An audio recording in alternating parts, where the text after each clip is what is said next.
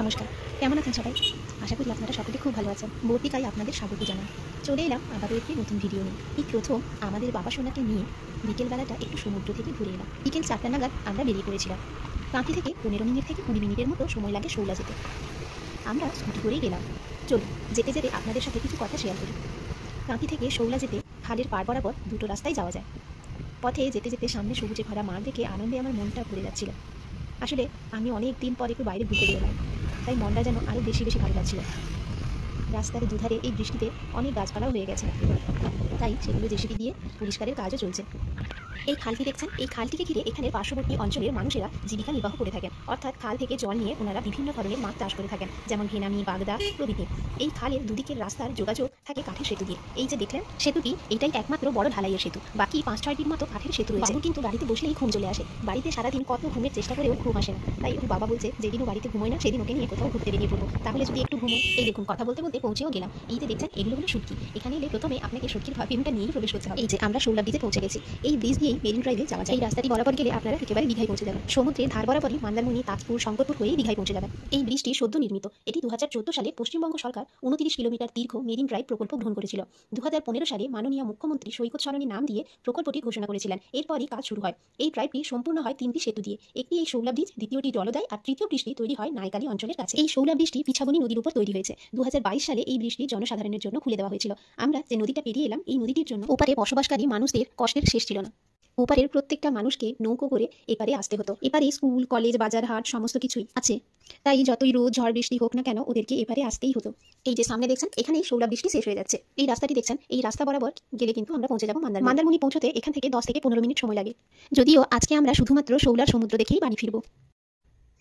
এইভাবেই তৈরি হচ্ছে শৌলা থেকে দীঘা যাওয়ার রাস্তাটি। কি সুন্দর লাগছে তাই না? এই যে সামনে ঝাউবন দেখছেন, এই ঝাউবনের পরেই সমুদ্র।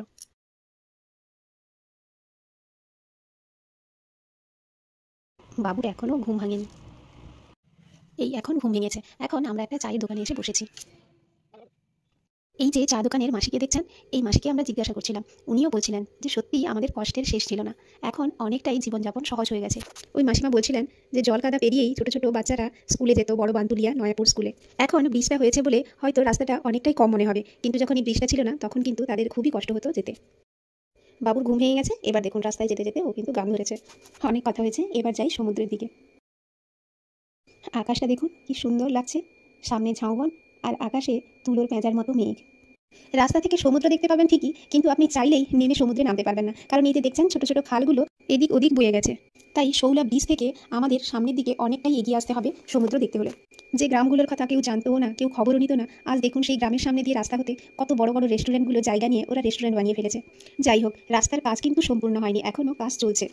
কথা বলতে বলতে আমরা কিন্তু সমুদ্রের দিকে যাওয়ার রাস্তাটি পেয়ে গেছি। এই যে রাস্তাটি দেখছেন, এই রাস্তাটা বরাবর আমরা চলে গেছিলাম সমুদ্রের দিকে। পুরোটা বাইকে করে যেতে পারিনি, মাঝে আমরা বাইক রেখে দিয়েই সামনে গেছিলাম। সমুদ্র আমার এক প্রিয় জায়গা। যতই সমুদ্রের দিকে এগিয়ে যাচ্ছি মনে হচ্ছে আমার মধ্যে যেন নতুন করে আবার প্রাণ সঞ্চার হলো। টানা 1 বছর ধরে পারিবারিক কিছু কারণবশত আমরা বাড়ির বাইরে পা রাখতে পারি। যাই হোক, শত দুঃখ কষ্টের মাঝেও আনন্দটা নিজেদেরকেই খুঁজে নিতে হয়। যাকে এখন আমরা একেবারে সমুদ্রের কাছেই পৌঁছে গেছি। এই যে দেখুন বিশাল সমুদ্র।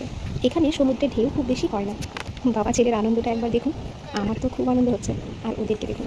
এখানে কিন্তু প্রচুর প্রচুর লাল কাঁকড়া দেখা যায়। এই যে দেখুন সমুদ্রের জল যখন চলে যাচ্ছে, ছোট ছোট ঝিনুকগুলো পড়ে আছে বাড়িতে।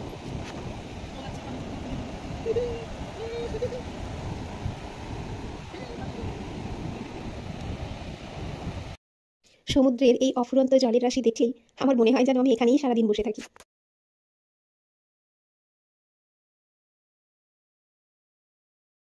ওই যে সূর্যের মামা অস্ত যাওয়ার সময় হয়ে গেছে। ওদিকে আকাশে মেঘও উঠেছে। চলুন এবার বাড়ি ফিরে যাক। আকাশটা দেখুন কি সুন্দর, একদিকে মেঘ উঠছে আর একদিকে আকাশের এই সুন্দর রং দেখে যেন মনটা আরো বেশি বেশি ভালো লাগছে। ফেরার পথে বাবুকে ওই ব্রিজের উপর দাঁড় করিয়ে দিয়েছিলাম, আর ও দাঁড়িয়েই এদিক ওদিক শুধু দেখেই যাচ্ছে। আজকের মতো এই পর্যন্ত। দেখা হবে আবারও একটি নতুন ভিডিওতে। ততক্ষণে আপনারা ভালো থাকবেন, সুস্থ থাকবেন। ভিডিওটি ভালো লাগলে একটি লাইক এবং একটি কমেন্ট করবেন।